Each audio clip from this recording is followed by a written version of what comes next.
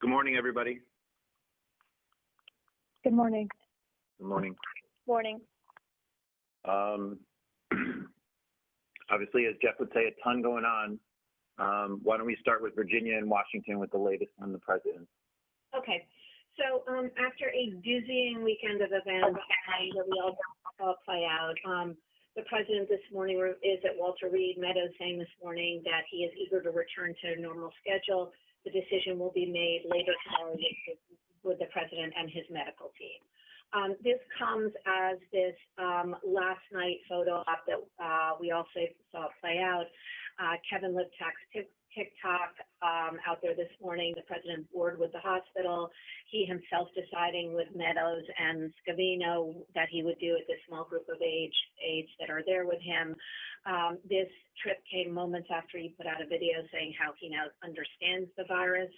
And then he proceeded to go out in a hermetically sealed vehicle with Secret Service agents. Kevin in his story has several agents expressing their dismay, and then of course Dr. Phillips calling this irresponsibility astounding.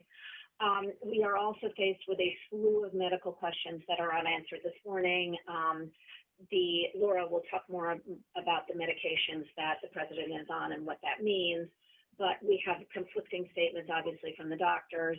The White House press aide saying these optimistic statements are part of standard medical treatment, and we still don't know when his last negative test was. We don't know the status of those lung images. We don't know what his temperature was when it was at the highest. So just a slew of things we still don't know this morning. And this all comes with this back and forth between the doctors and Meadows over the weekend, saying the doctors painting this rosy picture while Meadows saying he'd been very sick over the last 24 hours. Everybody changing their stories this morning. The president furious with Meadows, and consequently a completely unclear picture of the president's health. In terms of inside the White House, finally last night, we believe under questioning from the press, the White House issued guidance about what the White House staff should do in terms of coming to work, but we still are waiting for this emerging picture in the coming days of, who else on the staff has it. Obviously, the members that have all been traveling with the president to these rallies, since we don't really know when he got it, we're expecting that we will hear more on that. Barr, for his part, testing negative, but self-quarantining. And then this Amy Coney Barrett hearings and them being thrown into question. Her announcement was clearly the place where everybody, including the White House, believes that everyone contracted it. The timing of these hearings are up in the air in terms of the Republican senators who are now in quarantine, and the question over whether this is important enough to have hearings in person. And then lastly, the national security side of all of this, again, this lack of transparency around the world. Kylie up this morning with the State Department being given no sense of how to message this, and questions over how this is all what's going on in the White House. And I think that's sort of the highlight of where we are this morning. Okay, good. Thank you, Virginia. Why don't we open it up on this specifically first for other questions, thoughts people have about the president and his coronavirus.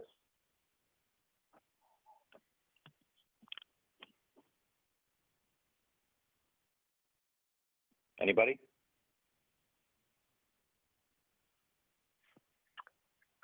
Michael, it's not exactly about the president, but they seem to have stopped giving out any information about testing for other people. Like we heard about Ivanka and Jared on Friday that they had tested negative, but what about Saturday? What about Sunday? What about today? And a number of others as well.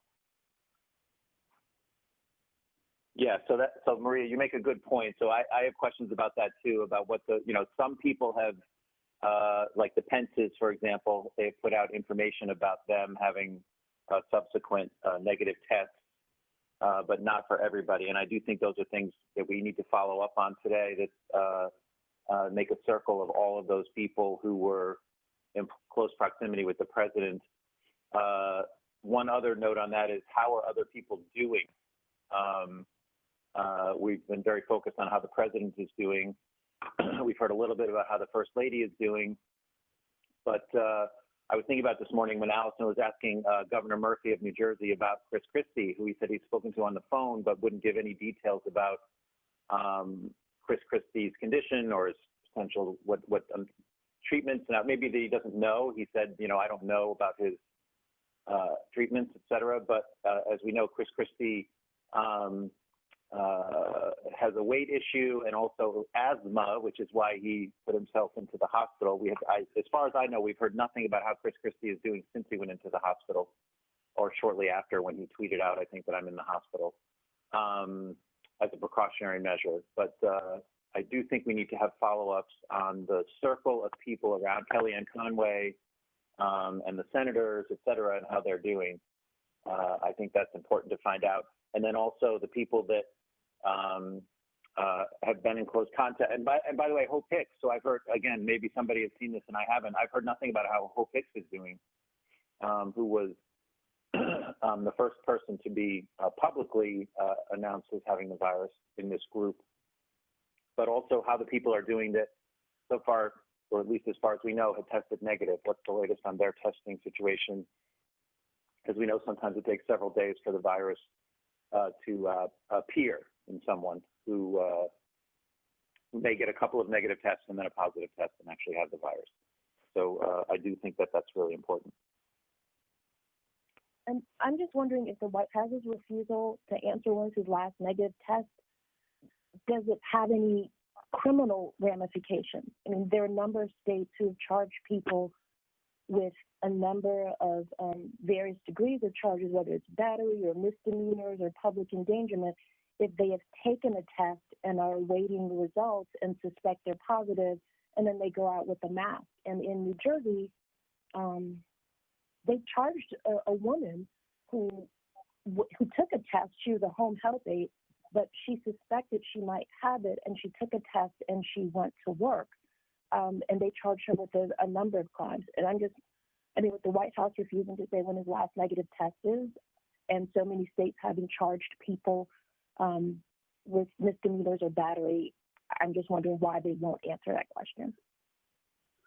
One reason they might not answer that question is because of the debate. Remember that the presidential party was on the honor system as they went into the presidential debate on Tuesday. And they certified to the CPD that everybody had tested negative, but it's not at all clear that the president had a test that day. And so if he didn't have a test that day, then the debate commission was misled. So that could be part of the reason they are being opaque about the timeline, because they don't want to admit that. And in Ohio, hey, it's David. I got two points. Well, hold on, David. Go ahead. And in Ohio, that would be a misdemeanor, right?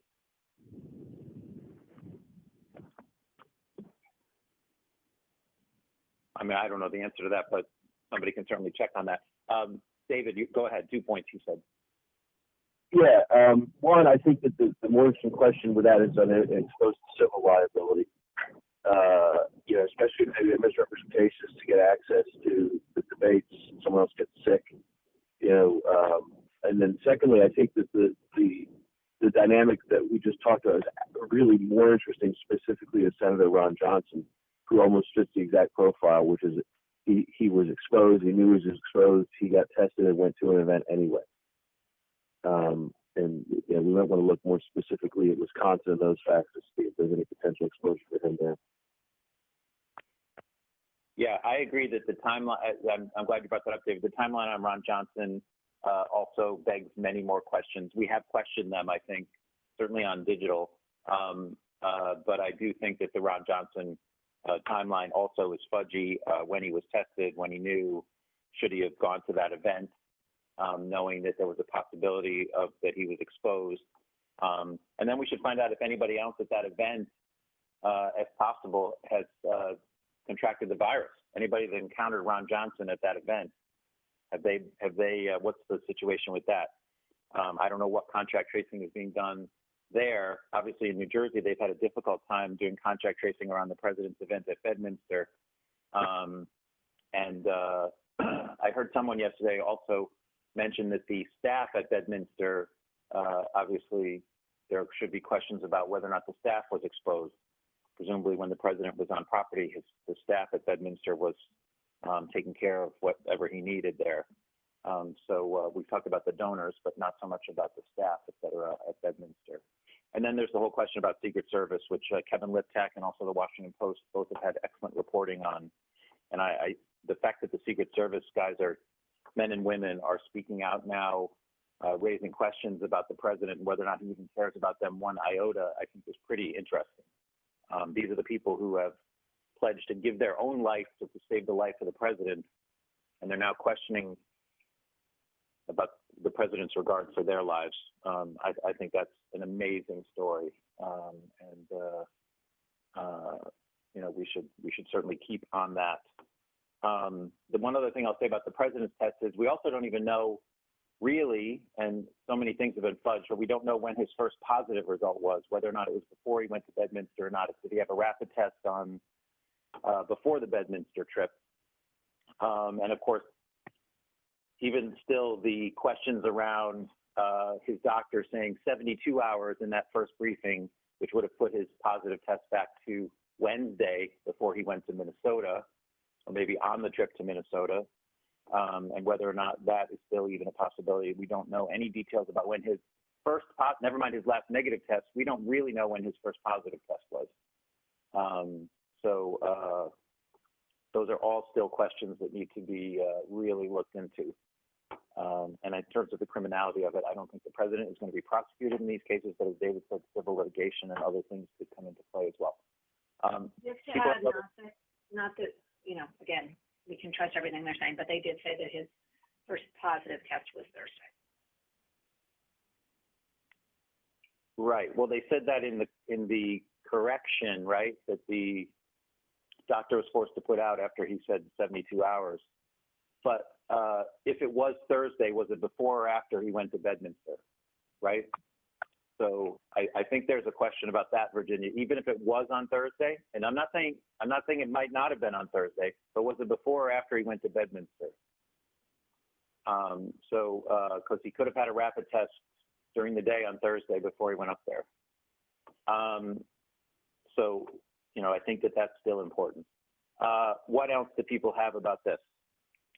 The doctor did say he took 2 on Thursday, that he took 1 and then he took a second one, RSA or something, or a PCR, to confirm, but they never would answer the question of when he took the first test that they were trying to confirm later in the evening. Yeah, exactly. Exactly. What else? I just have one medical question related to the, I don't know if Ben's on. Remdesivir, they said he was going to be on a 5-day course. And my understanding was, and I think our reporting and discussion about it, at least on Friday or Saturday, was that one of the reasons to go to Walter Reed was to get this because you needed to be in the hospital to get this treatment. If he went home today, wouldn't he be short of fulfilling the full 5-day course of Remdesivir? Good morning. Any normal patient would need to be in a hospital to receive this, but our understanding is that the president could continue to receive this 5-day course at the White House if they wanted to get everything in place. Okay, so they could actually move whatever they need there to do it at the White House. Okay. It's just an infusion. They obviously need to monitor, you know, some vitals as well, but they could definitely do this at the White House if they wanted to. And he should, you know, medically complete the 5-day course. I've heard some people say that, you know, he may only do a couple days if that's all he needs, but it's like stopping taking your prescription of antibiotics early. You sort of defeat the purpose and in fact could make it even worse if you don't finish the prescribed course of treatment. Got it. Okay. Thank you, Ben.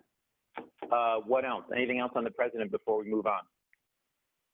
Michael, I haven't heard much conversation about the side effects of dexamethasone, but there were a number of doctors, pretty well-respected doctors, who were tweeting last night and making statements that this is a pretty powerful drug, that the side effects include depression, emotional instability, personality changes, and, you know, this is the guy with the nuclear launch codes who has the unfettered authority to do anything. Are these rare side effects or are they common? But if he's on this powerful of a drug that is concerning some of those doctors, I don't know, it may be an inquiry for us today. I don't know what would happen, Sam, based on what we know from various things, including much of Bob Woodward's reporting, what would happen if the president was taking something that would cause his moods to alter. So that's interesting. Yes, we have talked a little bit about that. I heard some conversation about it yesterday with some of the doctors that we had on, but I do think that's an ongoing, continuing. In fact, even around, I think him going out of on his little parade yesterday, and I believe one of the doctors was talking about that decision making can be impaired when you're on these strong steroids, and whether or not that was a good idea may have been influenced by they weren't trying to say this did happen, but they were just discussing the fact that you can make you shouldn't be making like serious decisions when you're on these kinds of things because your decision making ability can be impaired. So we have had some conversation about that, but I think an ongoing conversation about that as well is important because it's a very powerful drug, and steroids do certainly impact your certain abilities to function, and in some people more than others. So I do think that's worthwhile as well. And the other thing I would just add too, in some people, not at all. And I think it's a fair discussion to have about whether, his ability to, have nuclear codes or do whatever is compromised or should be looked at with more scrutiny, or should, Pence be in charge of certain things for the time being while he's on these drugs, because the effects could be so wide ranging, but we also can't say for a fact that this will happen to him. He may have none of those side effects. Yeah. Right. Different people affected in different ways. Okay. All right. Because we can't lose sight of the fact that there's more than one person who is suffering terribly from COVID-19, why don't we go to Laura with the big picture COVID story, which we must make sure we continue to cover today with our wraps, with conversations with doctors. Places like Wisconsin and many other states around the country are seeing surges and significant hospitalizations and deaths. And as Dr. Fauci said, the base rate of 40,000 plus cases a day is not going down, which is not good news. So while so much of the focus is on the president, and Brian Stelter, I think, wrote about this last night too, we must make sure that we maintain our intense coverage of what's going on around the country. Because to be honest, obviously people are concerned if the president's sick. It's a big talker and a big story that the president has this, and a huge story for us, which we've done a terrific job with all weekend long. And I should have said at the top, please thank everybody who's been involved all weekend for all of the extra hard work that they did. Thank you so much to all. It's just been amazing. But the fact is that the country at large, there are a lot of people out there who the president has COVID, but you know what? My family has COVID, and my business is shut down, and my school is closed, and my kids are at home, and I don't have a job, and we're running out of money, and all of those things. We cannot lose sight of that fact. The virus rages on. As it said in one of the newsletters or somewhere today, we are not in control of the virus. The virus is in control of us still. So let's go to Laura with the big picture on COVID, please. Thank you, Michael. We start the week with the United States with numbers that are negative and trending negative. With more than 50,000 cases a day, the U.S. hit that number on Friday and Saturday, capping a 5-day period that had the most cases since mid-August. The last time the U.S. had back-to-back 50,000 plus days was August 13th and 14th. Dr. Anthony Fauci just told New Day that this is a baseline that is no place to be, and that he isn't satisfied while we're trying to get our arms around the epidemic. According to our tracking data, the numbers in the Northeast are up 50+%, and in worrisome states such as New York, Vermont, New Hampshire, Connecticut, and Rhode Island. 22 states are showing upward trends, and 23 states are steady. 5 states are down to 10 to 50%, but no states are down 50% or more. Northeast states and Midwest states are trending upward, and South and West states remain relatively steady. Sunday Sunday numbers put the total case count near 7.5 million total cases, and deaths are likely to pass over 210,000 today. There were 38,630 cases yesterday and 410 deaths. Just going back a little bit, the health team will continue to work with DC on the coverage of the president's hospitalization. And, we got the list of the drugs that the president has been administered, as we've just discussed. And the Regeneron CEO will be on CNNI during this hour to talk about Regeneron. So we will follow up with that. Dr. Anthony Fauci, at the end of New Day, said he has not been involved in the direct care of the president and would not comment, but showed support for Dr. Sean Connolly and calling him a very good physician. He also didn't want to comment about the drive around Walter Reed. But going back to the numbers, first, we have Dr. Sanjay Gupta and Jacqueline Howard available throughout the day on all of these health-related topics. But going back to these numbers, and let me drill down on the numbers. Over the last 7 days, the U.S. has had a 4.6 positivity rate, but there are 14 states and territories that are over 10%, with the highest being South Dakota at 23.5%. Friday, several states crossed record highs: Wisconsin, Kentucky, Missouri, Montana, Nebraska, and New Hampshire. We're looking specifically at New York today. Yesterday, Governor Cuomo said that there would be a targeted enforcement of compliance in the 20 COVID-19 hotspots in the state, and we await a decision on whether or not Mayor de Blasio will be able to roll back the opening in 9 hotspot zip codes.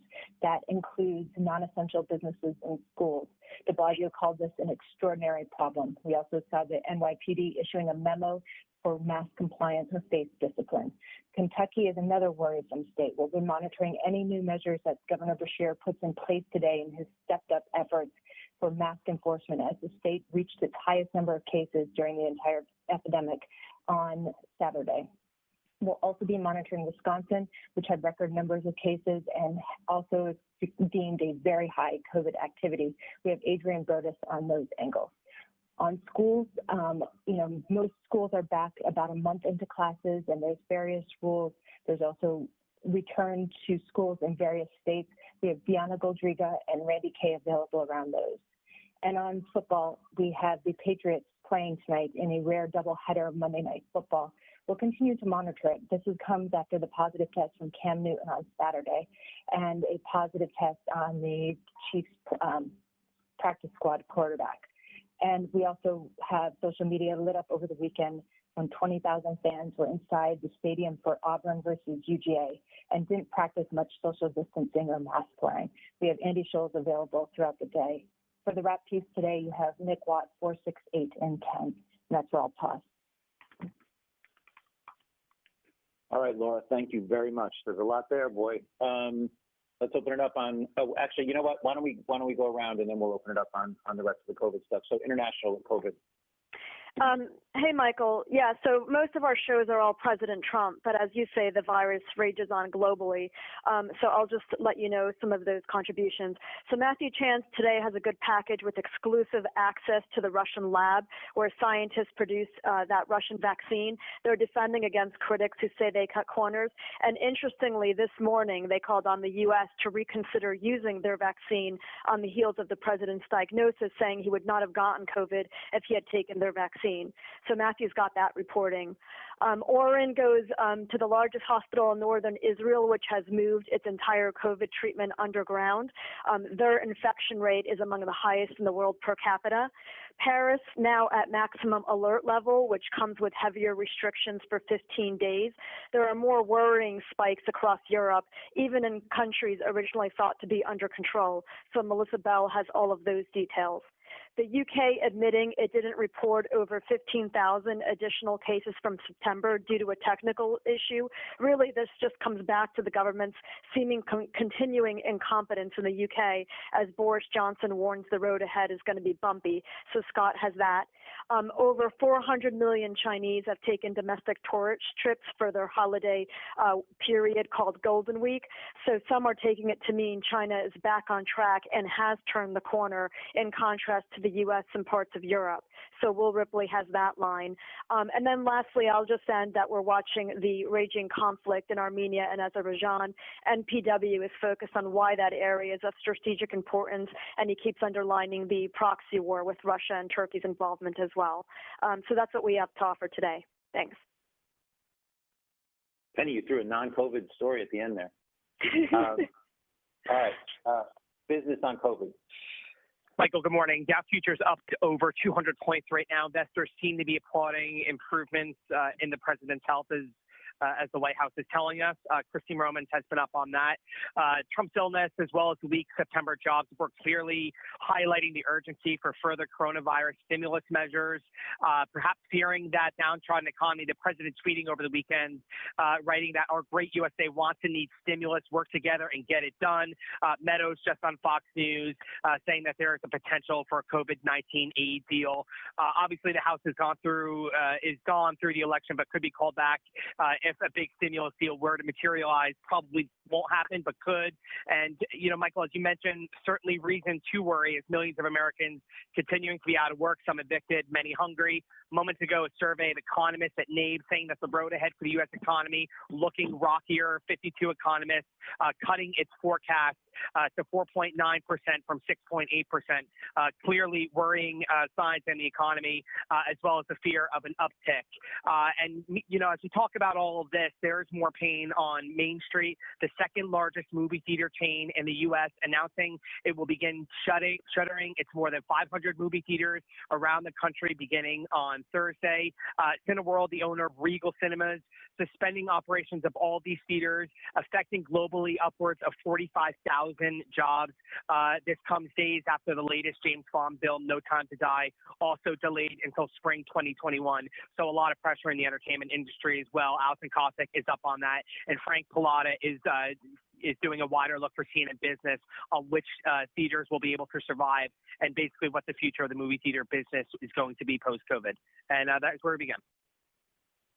Okay, thanks, Richard. Before I open it up on all the COVID stuff, Jeremy Diamond reports via Virginia that Kelly McEnany did say on the record that Trump's first positive test was after Bedminster.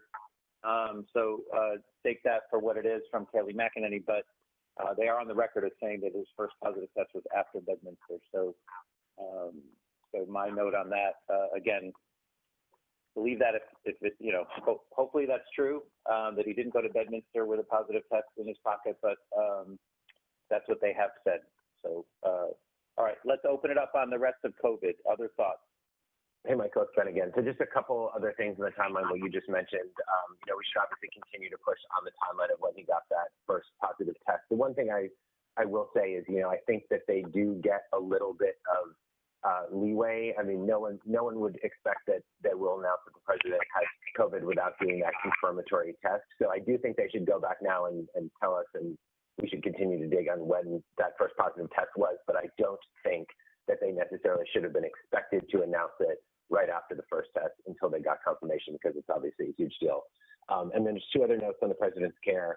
I've seen a lot of people talking on social in particular about how they only could wish or hope they had access to this kind of care that the president is getting as we approach 210,000 deaths. Obviously, the vast majority of those people do not have access to the same care that the president has. His doctor said that they have thrown the kitchen sink at the president. We obviously have seen all the things that they have told us he was on, but I think it's important for us to remember, too, as we cover his hospitalization, that throwing the kitchen sink at someone can hurt them. And a lot of these drugs have side effects. They can interact with each other.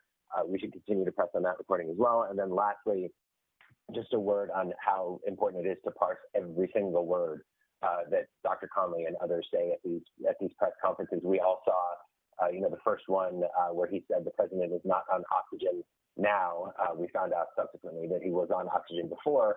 And then also yesterday saying that he was, all of his vital signs were good or getting better.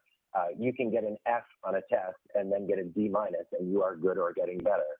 So we just need to parse every single thing that he says really carefully. And if anyone has questions on what anything in particular means, please reach out to us. We are more than happy to help you parse.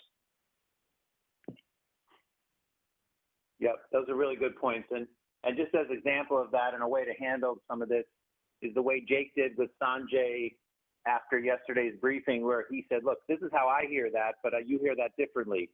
And with any of our doctors and experts, certainly Sanjay at the forefront of this, but with any of them, you can certainly have anchors do that, where they, there's a layman's sort of take on what the doctors are saying, and then there's the actual doctors who are picking up and parsing not only just phrases and sentences and phrases, but actual words within those and finding meaning in them. So as Ben just noted, so please make sure that we are letting the medical experts do that parsing of those statements and those briefings. What else?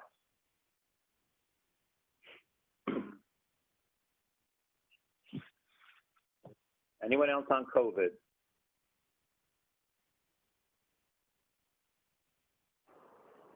Okay, why don't we get the rest of domestic, Laura?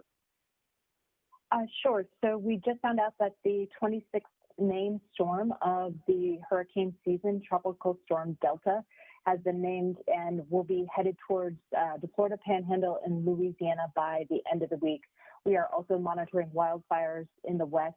It's an ideal condition for more and more dangerous fire conditions throughout the beginning of this week until temperatures break at the end of the week. Just mentioning that Ed Lavandera has an excellent piece on Harris County and the one voting drop box that is there. He's live and available from Houston, and we'll continue to monitor the fallout on Breonna Taylor's case. Attorney Benjamin Crump has posted a letter to Kentucky's governor asking for a new grand jury, and there's a second juror looking to come forward, and 13 John Does who do not want their names revealed in the Hankinson case. So we'll continue across that. And that's where we start on domestic. Okay, thanks. We've gotten, I think, international. Penny, you don't have anything else, right? No, I don't have anything. Thanks, Michael. Okay. Anything else from business? Nothing else to add from us, thanks. Okay, thanks, Richard. Virginia, what else in D.C.? Okay, the two other stories down here are as the president's health swirls, obviously we're headed close to an election and the voting issues continue. So the latest numbers out this morning on people who have already voted are nearly 3 million Americans. This is obviously still a small trend, but a large number, a small amount of people for the 130 million, but a increasing number. Registered Democrats make up more than half the ballots returned in 6 of the 24 states providing the data.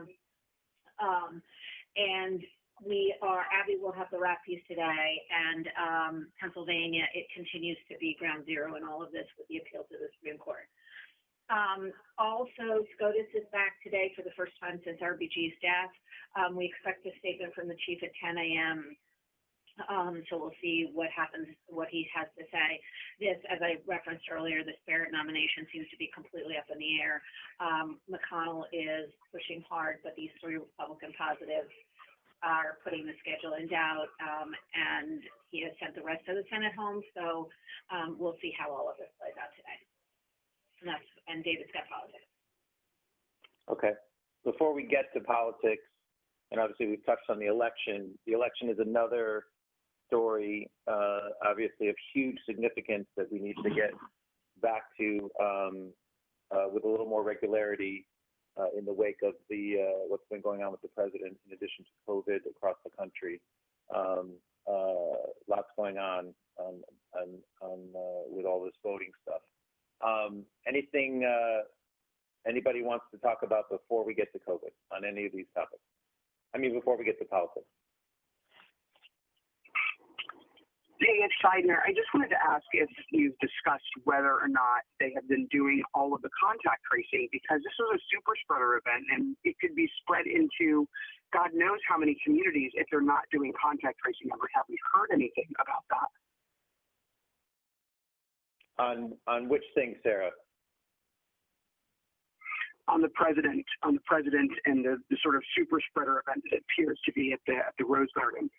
and Bedminster, Yeah, so there have been multiple conversations about that. People have been digging on that.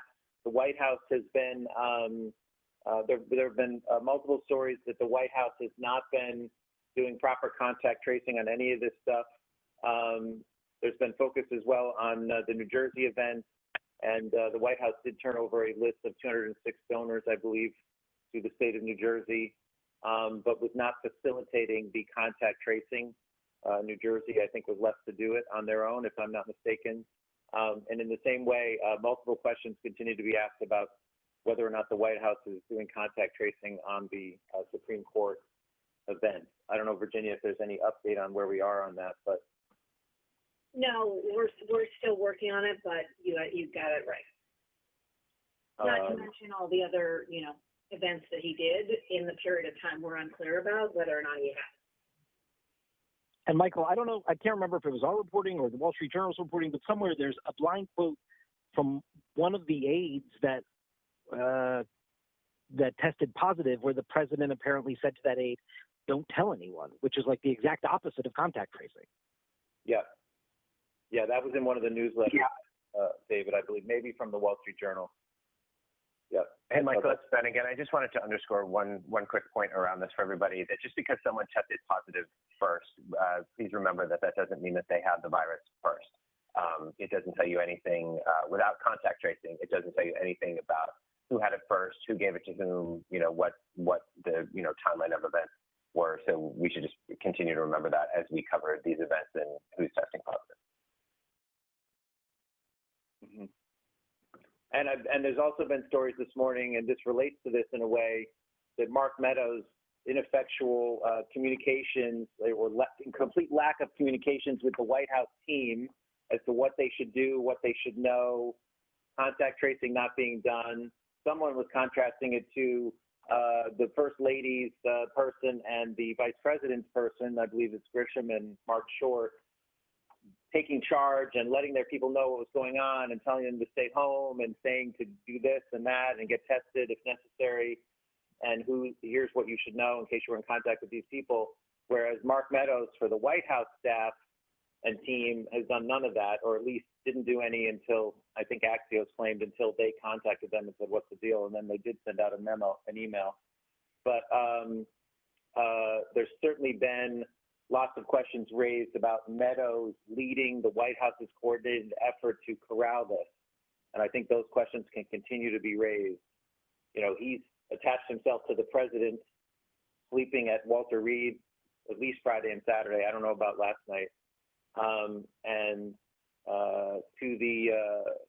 And a complete lack of, it seems, contact or care with the majority of people that work inside the White House and have been in contact with the various people that are sick. So I think that's also a good story.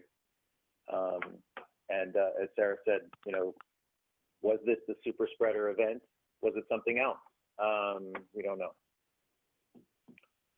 Okay. Let's go to politics. David. Yeah. So again, all of this is the context of the campaign at the moment. Just to underline what Virginia was saying about those voting numbers, I just want folks to realize 3 million is about maybe 2% of the total estimated and expected vote this election season. So, and I would also note, when we're talking about that, to remind our viewers, of course, that election month is underway, obviously, and those numbers are going to start to dramatically pick up in the weeks ahead. We fully anticipate that many more Democrats than Republicans are going to send out absentee ballots, because every bit of polling has shown Democrats are more inclined to vote early in absentee than are Republicans, who are more inclined to vote in person on election day. So we should include that context when talking about those numbers as well. As for the political fallout and the campaign fallout of the president's diagnosis and hospitalization, obviously the president is in pretty serious political peril at the moment, and now he cannot rely on his in-person campaigning or in-person fundraising to help fix that problem.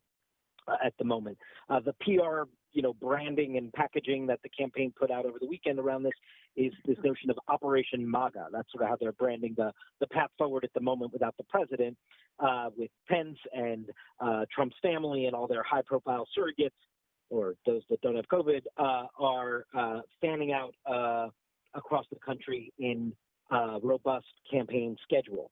The campaign is also telegraphing that Trump's messaging on COVID will now be delivered in more personal terms about his defeating it, is what they seem to be suggesting we'll hear more of in the days ahead, should he indeed get out and return to the White House and what have you. As for Joe Biden, he heads to Florida today, last day of voter registration there, and very focused on wooing the Hispanic vote. We've talked about this many times on this call, specifically in Florida, and we will see him at 4 p.m. Eastern, and then again in the evening at an NBC town hall. The Biden campaign has promised to share his testing results every time he's tested. And they announced last night that he tested negative from a PCR test. Simone Sanders told Jake Tapper over the weekend that he'll be tested before traveling as part of his regular testing program.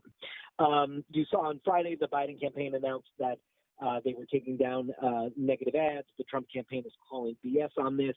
And the Biden campaign noting that it's not like flipping a switch to get to every local station to change their traffic patterns across the country, but also that I think the term negative is in the eye of the beholder, of course, and the Biden campaign is quite comfortable moving forward with ads that are facts and contrast-based and not necessarily a personal negative attack on the president. Trump campaign, of course, said it's continuing with all of its advertising, positive, negative. As I mentioned, they're upping the surrogate travel. So the Biden team sees no reason to further adjust its current campaign plan to proceed at the moment. You saw those poll numbers over the weekend, those national poll numbers in the NBC Wall Street Journal poll with a 14-point lead for Biden in the race, and also just how damaging that debate performance was on Tuesday night. I mean, we said it instantly in our analysis. Our flash poll showed it, and now in this national poll, you're seeing just a complete thumbs down in terms of his debate performance, and clearly having impact. Add that now, obviously, to the fact that he's out of the mix and in a deeper hole, and precisely at the moment, as we've been discussing, people voting, this is the moment that it needs to get turned around if it's going to get turned around. And that performance did not help at all, did some damage. We will have a brand new CNN exclusive national poll out today around 4 p.m. Eastern, looking at Americans' response to the president's diagnosis, his being hospitalized, and sort of whether or not Americans think he acted responsibly or irresponsibly in dealing with those who've been in contact with him, whether or not debate should go forward, sort of whether or not Pence is up to the job, his overall approval on handling the coronavirus outbreak, and our larger, just regular coronavirus check-in of where Americans stand on all things related to the pandemic at the moment. All of that we will have at 4 p.m. Eastern today. Two other quick non-Trump COVID-related notes in politics, Michael. One, both related to the battle for control of the United States Senate. One, the North Carolina Senate race took dramatic whiplash-style turns on Friday night as we learned that the Republican incumbent Tom Tillis tested positive for the virus, and then hours later learned that the Democratic challenger, Cal Cunningham, who's been significantly outraising the incumbent and has been on the march here in a state that could prove to be the one to determine Senate control, had been sexting with someone, not his wife, a strategist out in California, admitted to that, and he had put character sort of front and center in the race. So those two sort of bombshell headlines hit that North Carolina Senate race over the weekend. We await to see what the fallout is there. And Manu Raju was in South Carolina this weekend catching up with Lindsey Graham and Jamie Harrison. We saw Jamie Harrison at the debate bring in plexiglass or what have you to keep, and is trying to keep coronavirus front and center, of course. Graham looking every which way to turn away from the COVID story, leaning into Amy Coney Barrett and SCOTUS, his role as Judiciary Committee Chairman, which he thinks is going to help him in this battle for re-election that is far closer than it has any right being. And so Manu has a look there in the South Carolina Senate race, and I think that is where we start. Thank you, David. Politics. Anybody?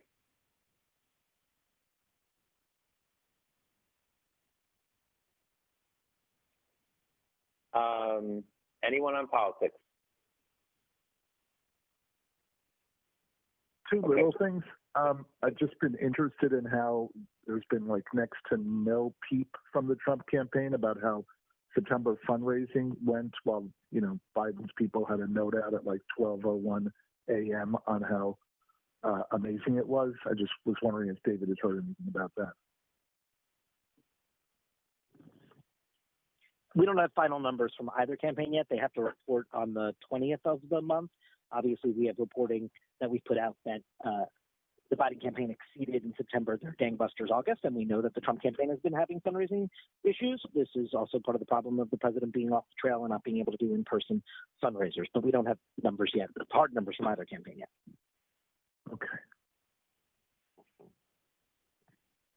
Anything else? All right, digital. Hey, good morning.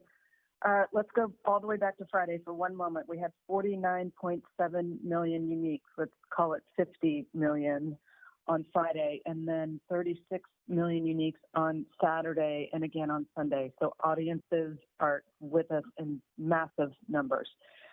Right now, this morning, we're leading with lip tax. That should have never happened inside Trump's Walter Reed parade, pulling out the Secret Service agents, denouncing it. That is around 40,000 concurrents right now. Then it's the DLE, where we're just capturing every single piece of reportable confirmed information we get in. That is, I think, around 15,000 concurrents right now, just a bit under. A couple of counter-programming stories in the top 5 this morning. Venice holding back the water for the first time in 1,200 years. The Proud Boys Twitter hashtag has been taken over by gay men, and the Nobel Prize in Medicine. That's our top 5 this morning. The top video is Ana Cabrera holding Jason Miller to account. That is our top video across mobile and desktop and everywhere. Let me hit a few really good headlines on Trump and COVID. Melania Trump has no plans to leave the White House while sick. We have a profile on Dr. Sean Conley. We have illustrated photos that goes with our story inside Amy Coney Barrett's White House celebration / super spreader event. On Barrett's confirmation, we are up with the state of play from Lauren Fox. The headline is How the Virus Spread is Upending Plans for a Speedy Confirmation. We have a piece coming from, I think it's Sanjay and Andrea Kane, from Rose Garden to Raleigh, What Large Gatherings Can Teach Us About the Spread of the Virus. We have a straight up piece on just what we know about the drugs the president is on. What we know, what we don't know, side effects, all of it. That's from Health. From Business, we have a piece on Regeneron. Trump has close ties to the company and its CEO. Americans are relying on leaks for information about Trump's health. It's just one of those straight up headlines from media. How presidential health has played out in the stock market. We have a historical look at that from Matt Egan. And then we've got updated graphics and charts on who in Trump's inner circle has COVID, what we know about when they've been tested, do we know the results of that testing, all of that. So we are keeping track of that. On COVID at large, we do have a main sweeping story. Only 3 states are reporting declines in new cases as the U.S. hits its highest daily rate in 2 months. So that says it all. Then we've got the piece on COVID could kill 2,900 Americans every day in December, according to experts. And then, of course, the global developments with things going in the wrong direction in Europe still and again. There's a good piece from A.J. Willingham, how the pandemic and politics gave us a golden age of conspiracy theories. We absolutely want to stay on that myth and disinformation beat, and AJ's piece is really smart. And then lastly, 2 non-pandemic stories to mention. Breonna Taylor's grand jury audio reveals the details of a chaotic and deadly night That is from Ray Sanchez. That has been one of our top performers ever since it published over the weekend in terms of the sheer engagement time. And then we will stay focused on the California wildfires. Our step back headline is more than 4 million acres have been burned this year, and that is more than double the previous record. That's it. Okay, thanks, Meredith. John Antonio. Good morning, Michael. So we're waiting to hear if there will be another update coming out of Walter Reed during the 11 a.m. hour like we saw this Saturday and Sunday, and ready to build out significantly around that. Dr. Sanjay is in the mix today on several shows, and he'll play a huge part in kind of deciphering whatever we learn, if there is indeed another update from Walter Reed. We also have Dr. Carlos Del Rio, Dr. Howard Koh, as well as Dr. Bruce Levy, who's the head of pulmonology at Brigham and Women's. Really going to drill down on, once again, these three drugs, the focus on the steroids, what that tells us about Trump's current state, and still don't have any clarity on what did they find on the lungs, on Trump's lungs at the scans. They found those expected findings. What does that mean? Still a lot of open questions that came out of yesterday, and we'll see if we get any more answers today. On the transparency questions, we'll be hitting our reporters at both Walter Reed and the White House with our reporting. John Harwood, Caitlin Collins, Jim Acosta. We'll supplement with some of the really strong reporting we're getting from elsewhere. Tim Alberta from Politico, Peter Nicholas from Atlantic, and Josh Jossi from Washington Post, Carl Bernstein and Dana Bash playing a part in those conversations. Lots of questions about Dr. Conley, his credibility and his obligations for transparency. Art Kaplan from NYU on that. And we are going to have a strong contact tracing conversation, both the New Jersey piece of it, the Rose Garden event. We have Emily Gurley joining John King. She's from Johns Hopkins and understands contact tracing. The Secret Service angle, the Kevin Litkoff reporting is rich.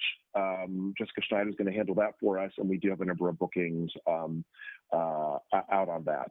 The campaign questions, Ryan Nobles is already in Utah ahead of the debate on the pivot that the Trump campaign now has to make, and whether Pence should be going out on the trail. Arlette Saenz and MJ Lee asking the same questions about Biden, the testing protocols, and should he face any kind of quarantine. And then we have the Senate angle with the Barrett hearing still scheduled for next week, but the vote timing is very much in flux now that we have 3 GOP senators who have tested positive. Salman Sarfati and Mani Raju handle that for us. John King does have Dick Durbin, who is one of the members of the Senate Judiciary Committee that will be taking up those hearings next week if they do stay on track. We will be doing the greater COVID headlines as well. Fauci on New Day, disturbed and concerned about the baseline of infections. We are not where we need to be. Alexandra Field on the rising cases and the pending rollbacks in those key areas in New York City. Adrian Brodus handles Wisconsin, Kentucky, and South Dakota. We do have some Wisconsin bookings, including a nurse who's on the front lines with Brianna. And then we do want to get into the business angles, the Regal Cinemas closing. That is significant, so we want to hit that as well. And finally, we will do some of these other voting headlines at Lavendera on the Texas lawsuit involving the drop boxes. So we'll make sure we keep touching on that as well.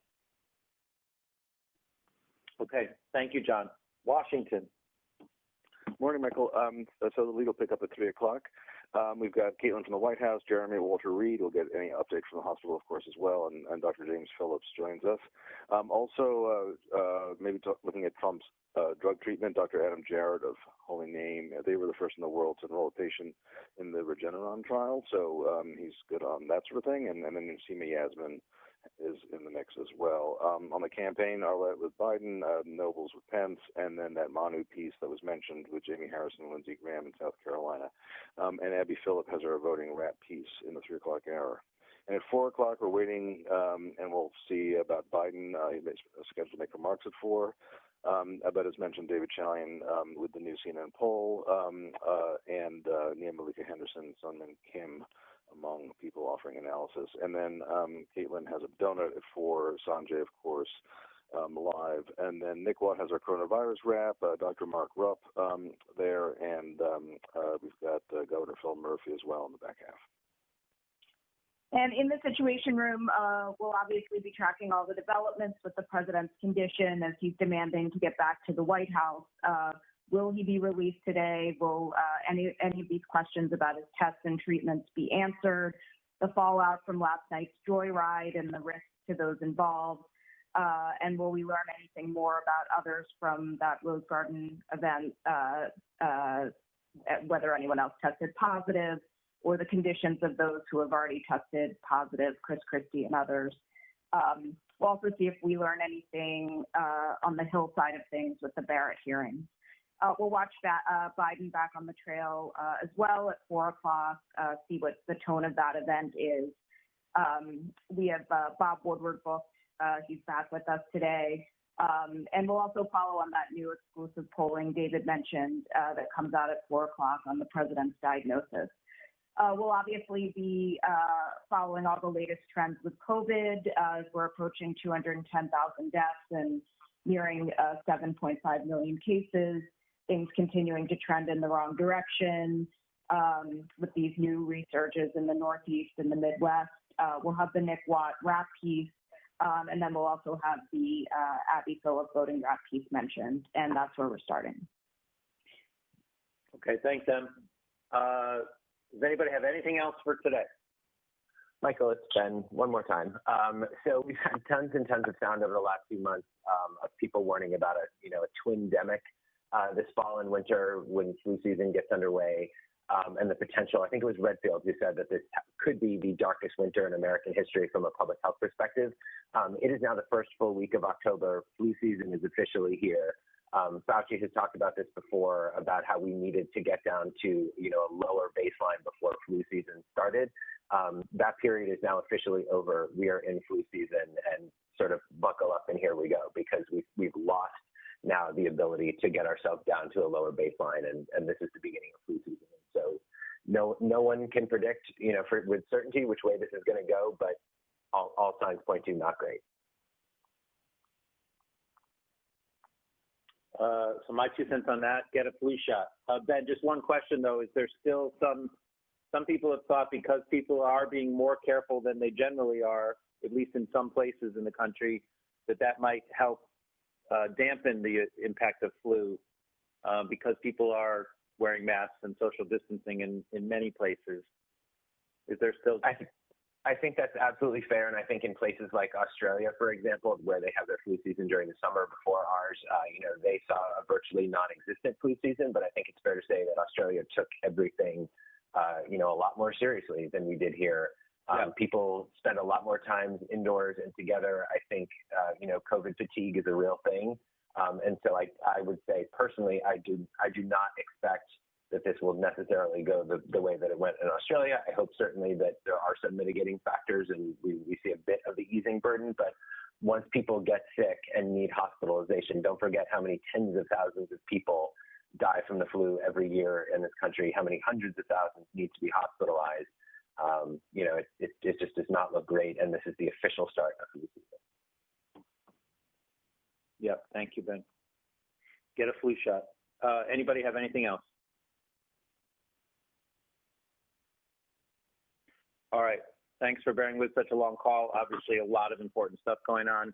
Make sure, again, that we have obviously tremendous focus on one COVID patient, but make sure we don't miss out on the bigger picture where things are hugely significant and severe in many places in the country on so many levels, both in terms of people's health and also their economic well-being and the things they're dealing with in terms of school and work.